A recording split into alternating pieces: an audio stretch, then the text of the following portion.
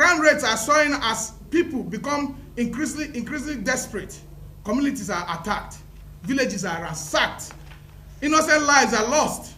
Ancestral lands are seized.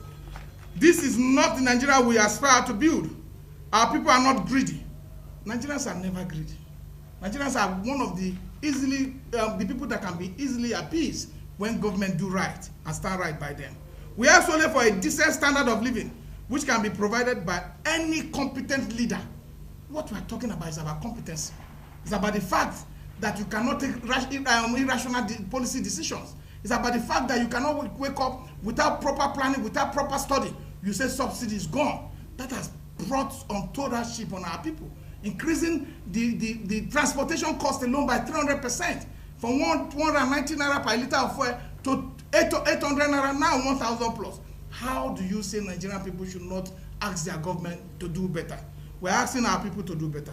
It is particularly disappointing to see this government, led by President Tinubu, who once stood as an opposition leader and supported protests, now using state forces to suppress the right of citizens.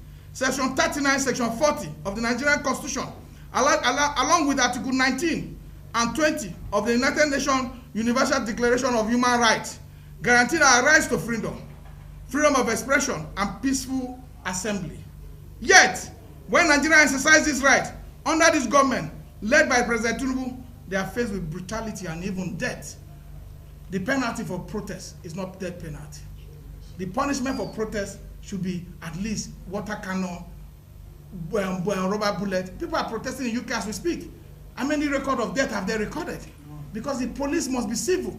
Civil society and the security agency must adhere to the Constitution of the Federal Republic of Nigeria. And the protesters in Abuja and other elsewhere have respected their right to peaceful protest. We have witnessed tragic events, such as the killing of Abbas Kabiru by the Nigerian police in Kaduna and the death of 16-year-old Ismail Muhammad at the hands of the Nigerian army.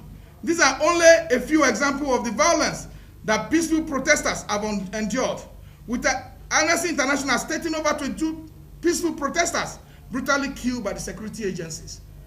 If not because of the pressure that came from Kaduna, that the Nigerian army accepted and said in public realm and even offer apology, and then paying 300,000 naira to the family of the deceased, a 16-year-old boy.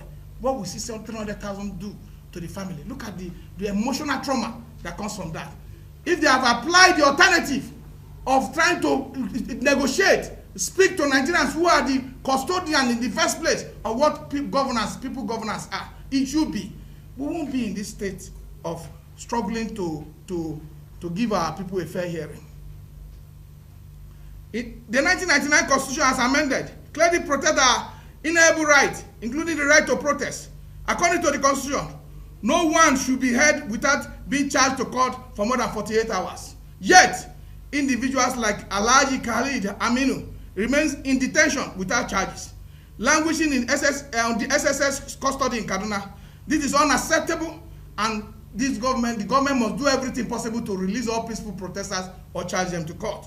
Nigeria may be a lawless place, but our fundamental human rights will not be taken away from us. We demand that all those detained in connection to the ongoing protests be released with immediate effect, or else President Tinubu should be ready to arrest and kill us all. The demand of Nigerians who have gathered peacefully since August 1st, 2024 must be heard. We seek relief from the economic hardship inflicted upon us by the irrational policy of President Tinubu-led government. The use of live ammunition against peaceful protesters is intolerable and must end immediately.